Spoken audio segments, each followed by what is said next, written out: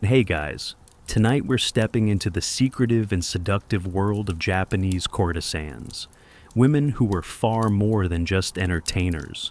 They were artists, elite companions, masters of intrigue, and, at times, survivors of unimaginable pressure. Yet one topic rarely gets discussed. What happened when these high-ranking courtesans got pregnant? From secret abortions to bizarre herbal remedies and chilling rituals whispered behind closed doors, their methods were often as shocking as they were heartbreaking. So before we go any further, like the video, subscribe only if you genuinely enjoy what I do, and drop a comment. Tell me where you're watching from and what time it is, because I love seeing the community coming together from all over the world. Now, dim the lights, turn on a fan if you want, and let's slip into tonight's journey together. Imagine being dressed in 12 layers of silk, so tight you can barely breathe, your hair styled with pins sharp enough to conduct lightning, and your feet trapped in wooden shoes so high that one wrong step could send you to the next life. That was the daily reality of an Edo-period courtesan. Yoshiwara, Tokyo's most famous red light district, wasn't just a place. It was a stage, a fantasy world wrapped in incense smoke, lantern glow, and heavy denial. To the outside world, courtesans were seen as living art. They danced, played the shamisen, recited poetry, and above all, mastered the one skill society valued most, pretending that everything was fine. Spoiler alert, it wasn't. Behind the fans and flirtation, a courtesan's life was less like Cinderella's and more like that of a luxury hostage. These women were often bought young, sometimes sold by their families for a sack of rice and a vague promise of opportunity, and were trained like a mix between opera singers and gladiators. Make no mistake, they were elite, but they were also owned. Every step, every smile, every coin belonged to someone else, usually a brothel owner or an oya, which is Japanese for overlord with good lighting. Courtesans were seen as products and investments, and pregnancy was considered the ultimate product defect. Because if there's one thing worse than losing money, it's having your best merchandise out of service for 9 months. In an ideal world, a courtesan might have taken a sabbatical, enjoyed a baby shower, done some prenatal yoga, or maybe even tried hot stone therapy. But this wasn't a perfect world. It was Yoshiwara, where the only stones waiting were the ones meant to hit you if you broke contract. Pregnancy didn't just mean lost work. It meant scandal, punishment, and sometimes even blood in the bathwater. While the streets echoed with platform shoes and laughter, inside the chambers, darker truths were whispered, secrets passed not from healers but from survivors. This was a world made of velvet and iron, soft to the eye, brutal underneath. For the women living inside, getting pregnant wasn't just a problem, it was a crisis, wearing lipstick. If you've ever signed a contract without reading the fine print, congratulations. You've got something in common with an Edo-era courtesan, except her fine print read, "You will never own your life again," and "Don't get pregnant unless you enjoy pain, shame, and herbal poison." Courtesans didn't enter the trade with resumes and references. Most were sold into it as children, sometimes as young as 7, by families that needed money or didn't want another mouth to feed. It was the 1600s. There was no Netflix. So people entertained themselves by selling their daughters and blaming karma. Once inside, everything had a price tag. The kimono meant debt, the hair oil meant debt, and lessons in poetry, tea ceremony, and pretending you were thrilled by middle-aged men discussing rice taxes, also debt. By the time she met her first client, she already owed more than a failed tech startup. The contract, loosely defined, was more of a leash, dictating when she slept, who she smiled at, and, most importantly, that her uterus remained strictly decorative. Pregnancy wasn't in the brochure. The clients were a grab bag of drunk samurai, lonely merchants, and poets who thought cherry blossom metaphors counted as foreplay. They weren't looking for long-term. Most weren't even looking for eye contact. And if they got a courtesan pregnant, they vanished faster than your paycheck. The brothel didn't blame the man. That would have been too progressive. They blamed the woman, the walking investment, and accused her of carelessness, as if she had simply tripped and fallen into a third trimester. In some brothels, even a rumor of pregnancy meant being demoted to the bottom tier, clients with fewer teeth and more complaints, or worse, being locked away until the problem resolved itself. Because this wasn't just about sex, it was about control, reputation, and money. And babies were bad for business, because nothing kills a fantasy faster than morning sickness. So, what happens when a courtesan does the one thing she's absolutely not supposed to do? No, not fall in love. That's frowned upon but survivable. We're talking about the real offense, the big one, when her stomach starts growing for reasons other than fish soup. Pregnancy was the ultimate plot twist. In this silk-wrapped prison, pregnancy wasn't considered a miracle. It was seen as betrayal, like your iPhone suddenly deciding it wants to be a toaster. It might be beautiful, but it's no longer useful. A courtesan's job was to seduce, entertain, and create the illusion that every client, no matter how hairy, drunk, or broken, was her one true love. A baby shattered that illusion. It reminded the client that actions have consequences, and no one is paying premium rates to be reminded they left their real wife back in another district. Pregnancy wasn't about health, it was about malfunction. If she was growing a baby, she wasn't pouring tea, singing songs, or flirting with grandpa-level men, which meant she wasn't making money, which meant the brothel wasn't either, which meant someone was about to get very, very angry. There were no sympathy cards or balloons, just whispers behind fans and the looming threat of being demoted from art to liability. At best, she was hidden away until it resolved itself, which was code for handle it or else. And at worst, she was thrown out penniless, her reputation ruined, and even the low-tier tea houses wouldn't touch her. As for the baby, let's just say this culture wasn't built on maternity leave. Pregnancy wasn't just forbidden, it was feared because once it happened, everything changed. The woman who once glittered like a jewel became a silent warning, a symbol, a ghost walking among silk and shame, a reminder that giving life might cost you your own. In Yoshiwara, where secrets flowed thicker than sake, you might expect a pregnancy to be met with quiet sympathy and care, but the reality was far harsher.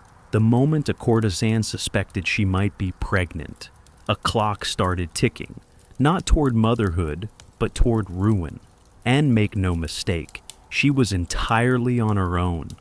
There were no best friends offering pickles, no spa days, no support groups, just paper walls, fake smiles, and a web of carefully constructed lies.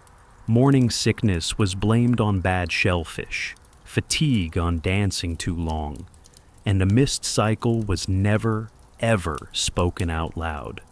Beneath those powdered faces and silken sleeves lived a world of whispers and rituals passed like cursed recipes. 3 leaves, not 5, they'd whisper. 5's for headaches, 3's for, well, you know. Even checking whether one was pregnant had to be done in secret. Some girls became experts at reading their bodies like decoding enemy maps. A missed period could mean stress, hunger, or, as they might have said back then, yet another god they had unknowingly offended. And if she was sure, truly sure, then the performance became even more desperate. She still had to flirt, serve, and be touched by the very men who caused her crisis without letting on that anything had changed. It was emotional espionage in high heels. Some girls changed the way they walked, tightened their obi belts to flatten any hint of a curve, and risked fainting from lack of breath just to remain invisible. This wasn't vanity. It was survival.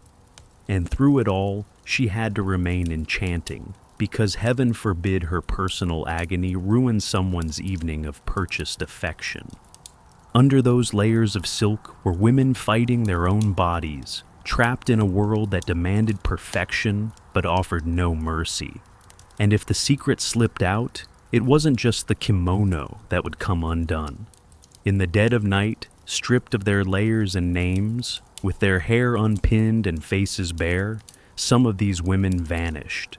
They fled through alleyways, slipped into carts meant for laundry, curled up in barrels, yes, actual barrels, and disappeared into the silence beyond the walls. It was reckless, desperate, and the only way out. Where did they go? Anywhere that didn't demand rouge and rehearsed smiles. Perhaps to a cousin's rice farm, a mountain shrine, or a fishing village where silence was sacred and questions went unasked. But not everyone escaped. Some were caught, dragged back, and paraded in shame. Punishment wasn't private, it was performance, a brutal reminder to the others. This is what happens when you dare to act like your body belongs to you. Others became ghosts whispered about in alley corners, urban legends with names no one dared say aloud. They murmured, "She became a nun, she lives in the hills, she reads fortunes, she raises her child like a shadow." Yet running wasn't freedom. It was simply another kind of prison, one with less makeup, less money, and more silence. Still, to many, it was the only choice that felt like a choice, because staying meant pretending, and pretending was worse. So they ran, not for revenge, not for rebellion, but for something far more dangerous, hope. And what if she couldn't run? What if she drank every bitter tea, smiled through every lie, and still the truth grew too large to hide? Then there was only one thing left. Give birth, quietly, alone. Welcome to the underworld of silent births. No midwives in bright aprons, no cries of joy. Just towels in mouths, terror, and, if she was lucky, an older woman who could boil water without asking questions. Sometimes it happened in rooms the brothel pretended didn't exist. Sometimes it happened behind drapes, or outside in the darkness behind the bathhouse, with nothing but a clenched jaw and a rag in her teeth. There were no baby names, no lullabies, just blood and breath wrapped in a cloth and hidden before sunrise. If she was very lucky, an old courtesan might help, someone who knew the signs, who whispered prayers, and never asked what came next. And the baby? That was the question no one dared ask. Some vanished instantly. Some stayed a few days, tucked in corners, fed in silence, held with trembling hands. But always, always temporary. There was no space for innocence here, not in the floating world. These women gave birth like ghosts. Then they wiped their faces, repainted their lips, and returned to the floor. No maternity leave, no care. Just another illusion to sell. But a crying baby can't be hidden for long. So, one night she walked to the edge of town to a shrine. Not the kind for prayer, the kind for leaving. Koya, ubasut, shrines of abandonment, built for women who had nowhere else to go. No signs, no torches, just stone steps and silence. But everyone knew what they were for. She left the child, wrapped in cloth, sometimes with a name, sometimes with only a small charm or a folded prayer. Then she walked away. No goodbye, no witness, no turning back. If the gods were kind, a monk would find the child. Sometimes a temple took them in. Other times no one did. They vanished into stories, or into nothing. She didn't leave her child because she didn't care. She left because she had no choice. The brothel banned babies. The law offered nothing. She was on the run with nothing but a comb and a blood-stained sash. So she did the unthinkable, not out of hate, but out of twisted, desperate love. Some shrines were said to be haunted, not by the babies, but by the women who left them, crying in the wind, grief carved into the silence. It wasn't just a shrine, it was an altar to every dream that never had a chance. And no one ever asked who left the child, because in the pleasure quarters, everyone already knew. They just didn't say it out loud. In Japanese belief, an unborn or abandoned child is not forgotten.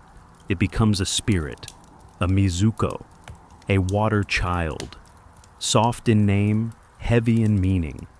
They were believed to drift between worlds, not living, not gone, just stuck, like the women who bore them. Courtesans lived between lines, glamorous but owned, adored but discarded, present but unseen. They were ghosts carrying ghosts. Some said these spirits haunted them, not with sound, but with illness, with nightmares, with whispers in the dark. So they made offerings, small rituals, private grief wrapped in incense and apology. Mizuko Kuyo. A quiet plea to be forgiven, to be remembered, a flickering candle, a whispered prayer, a little red bib tied around a stone statue. They couldn't raise their children, but they could ask the gods to hold them.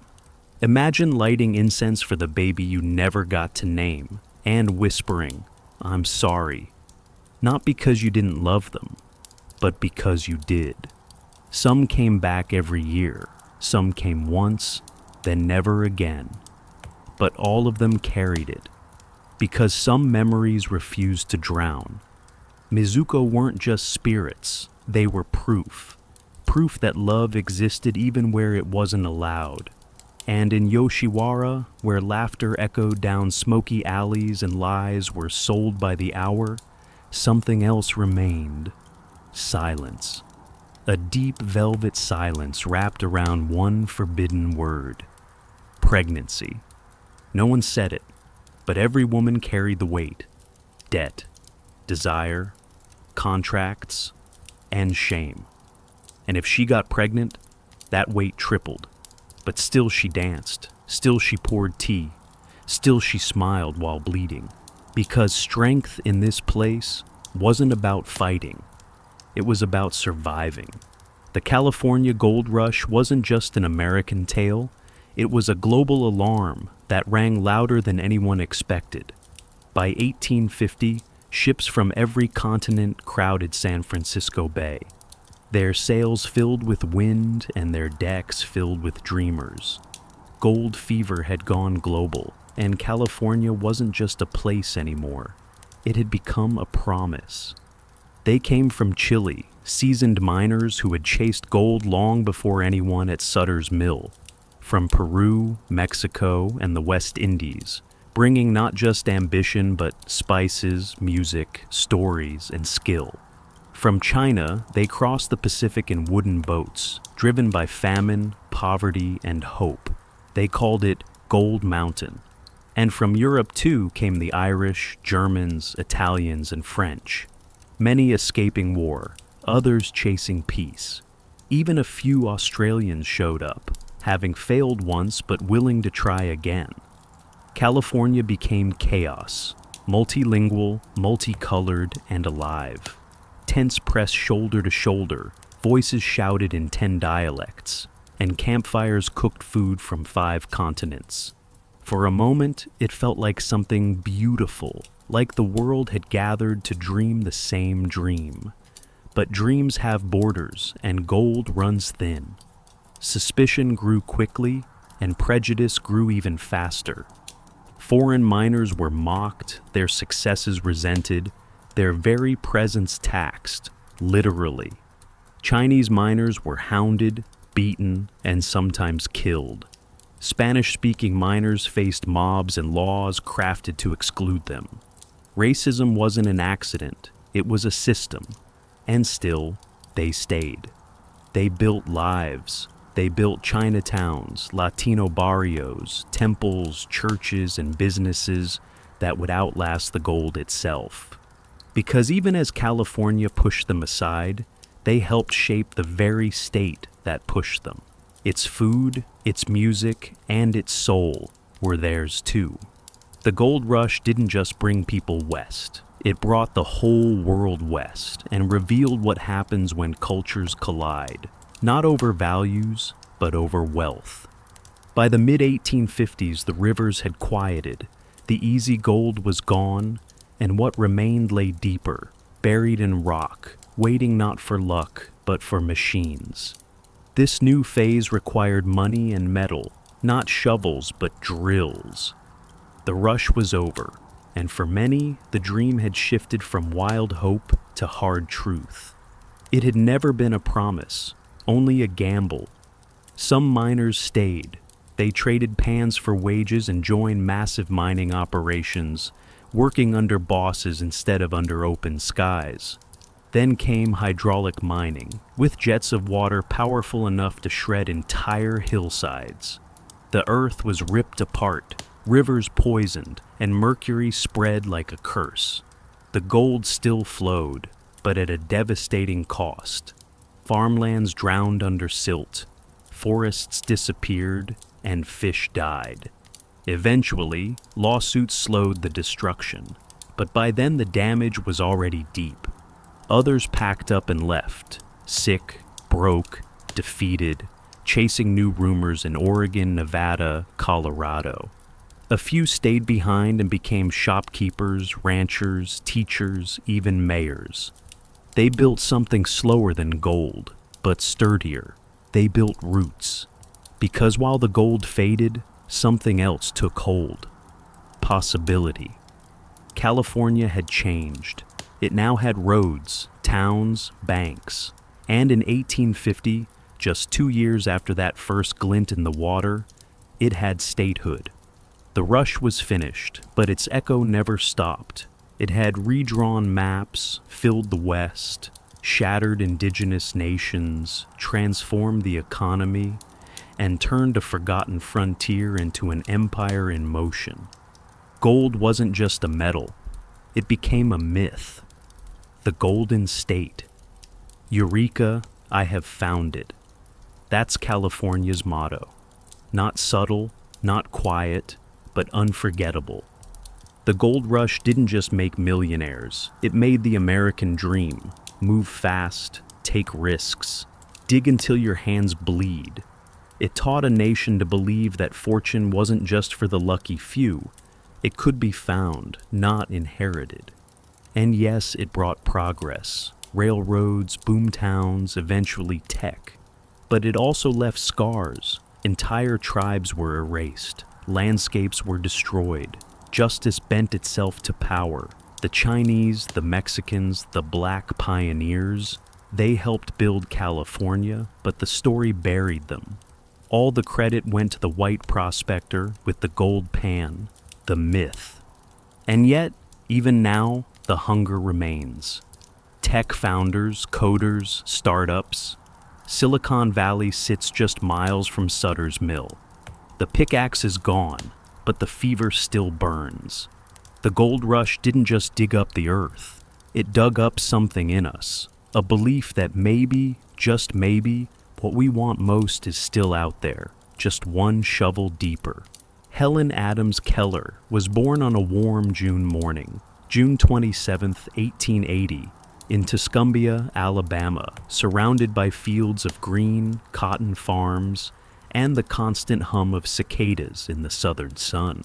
Her parents, Arthur and Kate, were thrilled to welcome a healthy child with bright blue eyes, a soft laugh, and a presence that seemed to radiate light. For 19 months, Helen lived like any other child. She crawled, babbled, chased shadows across the porch, smiled at her mother's face, played with the family dog, and felt the world through sound and color. Then suddenly, everything stopped. In February of 1882, she was struck by a mysterious illness, a sudden fever that raged for days. No one knew exactly what it was. Some said scarlet fever, others meningitis. Her mother stayed close, terrified. After days of burning, the fever finally broke. Helen survived, but when it ended, her world had vanished. She could no longer see or hear. She was not yet 2 years old. At first, her family hoped the silence would pass. They called her name, rang bells, clapped their hands, waited for a response. But she didn't turn, didn't flinch, didn't react. She couldn't see, and she couldn't hear. It wasn't just silence. It was total isolation. Imagine being a child, full of curiosity and wonder, and suddenly finding yourself trapped in darkness, without voices, faces, or words. She had no language, no way to understand or explain, only feeling, vibration, and touch. And inside her, a storm began to build. By age 5, Helen had become wild, smart, yes, but unreachable, desperate, and angry. She screamed, kicked, bit, and even hit her baby sister. She tore buttons off dresses, threw dishes, and stole food from others' plates. Not out of cruelty, but because she didn't know how to ask, how to be seen or understood. The Keller family was exhausted. Relatives whispered about sending her to an asylum, but her mother, Kate, refused to give up. She kept searching for help, for hope. And finally, a thread appeared. Alexander Graham Bell. Yes, the man famous for inventing the telephone, but also a passionate advocate for deaf education. He couldn't cure her, but he pointed the way to someone who might help, a school, and more importantly, a teacher.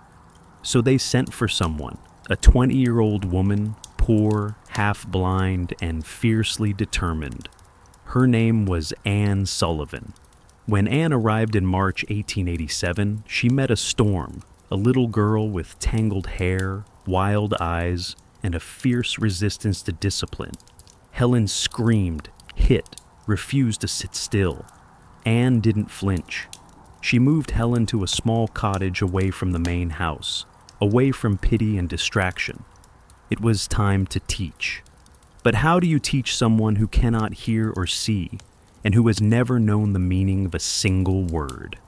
Anne used her fingers. She spelled letters into Helen's palm, slowly, patiently. D-O-L-L. Then she handed her a doll. Helen copied the signs, but didn't understand. To her, they were just shapes, games with no meaning. Anne kept going, day after day. Spoon, cake, key, water. Still nothing connected. Until one afternoon, April 5th, 1887, they walked to the water pump. Anne placed Helen's hand under the cool rush of flowing water, and with her other hand, she spelled W-A-T-E-R again and again. Suddenly, Helen froze. Something shifted. She dropped the cup, touched the pump, touched the ground, touched Anne's dress, and then her own face. Each time, Anne spelled the name of what she touched, and just like that, everything made sense. The door to language had opened, and Helen ran through it. By that evening, she had learned 30 words. In the following days, she would know hundreds. The silence was broken, and the little girl who once raged at the world now whispered it into her hands. Once Helen understood that words meant things, she wanted them all. She couldn't get enough. Nouns, verbs, emotions, ideas. She touched a rose, and Anne spelled flower. She touched bark, tree. She stood in the rain, storm. She wasn't just memorizing, she was awakening. She began asking questions. What is love? Where does the sun go at night? Why do people cry? Helen began writing, using a special slate with raised lines. her fingers moving faster and faster. Her words weren't just letters. They were liberation. Anne stayed beside her always, guiding, encouraging, pushing. She worked 16-hour days, asked for no breaks, expected no praise. Anne wasn't just a teacher. She was translator, protector, and family. Together, they built something sacred. The world began to notice. Newspapers called Helen a miracle. A deaf-blind child now reading, writing, and communicating with her fingers.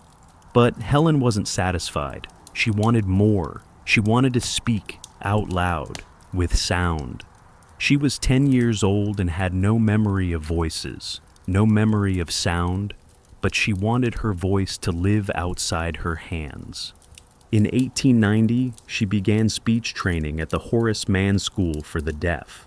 There, she met Sarah Fuller, a gentle, patient speech teacher. Helen placed her fingers on Sarah's lips, cheeks, and throat. She felt how sound moved, how lips formed words, and then she tried. It was slow and painful. She practiced in mirrors, over and over. Her first word was it, then is, then I have. They were small steps, but they broke the impossible. Her speech was difficult to understand at first. Even Anne struggled to catch it, but Helen didn't stop. Because sound, to her, was another kind of freedom. She eventually learned full sentences. She gave speeches, recited poetry, held conversations. Even if others needed help understanding her, she had done it. She had made sound without ever hearing it. And she wasn't finished. Helen didn't stop with speech. She had an even bigger dream. College. No deaf-blind person had ever gone before. The idea shocked some people, inspired others, and angered many more.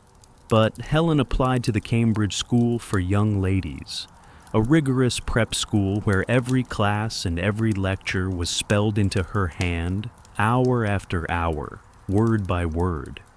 She studied everything: French, Latin, algebra, philosophy, history, and every textbook had to be transcribed into Braille. Every exam was dictated letter by letter. She often went to bed with her fingers aching and her mind racing, but she never gave up. And in 1900, she was accepted to Radcliffe College. She was no longer just a student. She had become a symbol. Reporters followed her. Photographers waited outside her classes. But Helen didn't want fame. She wanted knowledge, and she earned it. In 1904, she graduated cum laude, the first deaf-blind person in history to earn a degree. It wasn't just a personal victory, it was proof. Proof that the soul could outshine any barrier, and Helen was only getting started. With a degree in her hand, Helen turned to the world, not as a student, but as a fighter. She became an activist for the blind, the deaf, the poor, for women and children. She joined the Socialist Party, criticized the rich, spoke out against war, and supported birth control. Many people were shocked. They expected inspiration, not revolution. But Helen didn't care. When accused of being misled, she replied, "I am blind and deaf, but I am not blind to injustice, nor deaf to suffering." She gave lectures, met presidents, corresponded with famous authors, and inspired millions. She raised funds for the American Foundation for the Blind, lobbied for Braille in libraries, and fought for schools, jobs, and dignity. And she wrote books, essays, letters. Her words were sharp, unapologetic, and impossible to ignore. The world had once tried to silence her, but now she spoke for those still silenced, and she never stopped. Even as she grew older, the fire in her never dimmed. She traveled the world, 35 countries, from Tokyo to Cairo. She walked onto stages where crowds rose in awe. Children reached for her hands, as if touching her might transfer her power. But behind the applause, there was loss. Anne Sullivan, her teacher, her friend, her other half, died in 1936. Helen was shattered. She had known silence before, but this was different. Still, she kept going. With Polly Thompson now by her side, she traveled, spoke, and wrote. In 1948, she toured post-war Japan, meeting soldiers, children, survivors, and showed them what survival looked like when everything else had been lost. She received medals, honorary degrees, awards, but she didn't care for trophies. She cared that blind children had books, that deaf adults had jobs, that forgotten people felt seen. Even in her final years, she kept writing, kept fighting. She once said, "The world is full of suffering, but also full of the overcoming of it." And she had lived both sides of that sentence.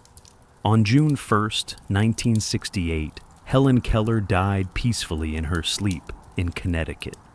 The world mourned presidents, poets, activists, children, people who had never met her but felt like they had. Her body was gone, but her voice was unstoppable. She had become more than a person. She was a force. Born into silence, she created a legacy that echoes louder than most voices ever will. She had no eyes, no ears, no sound, but she changed the world anyway. She shattered myths, redefined limits, and proved that the human spirit does not need permission to rise. She changed laws, she changed institutions, but most of all, she changed minds. Her life was not easy, and she never pretended it was. She faced illness, rejection, grief, and public criticism. But she never let those things define her. Instead, she defined herself, boldly and loudly. She once said, "I am only one, but still I am one. I cannot do everything, but still I can do something." And what she did was reshape history. Today, schools bear her name. Statues stand in her honor, her books are still read, her words are passed between people in search of strength. And in those moments when life feels too heavy, when silence feels too loud, and when the darkness seems endless, her legacy reminds us there is always a way through. You may not see it, you may not hear it, but you can still be it. Helen Keller never saw a sunrise. She never heard applause, but she taught the world how to listen. And that is a voice that will never fade.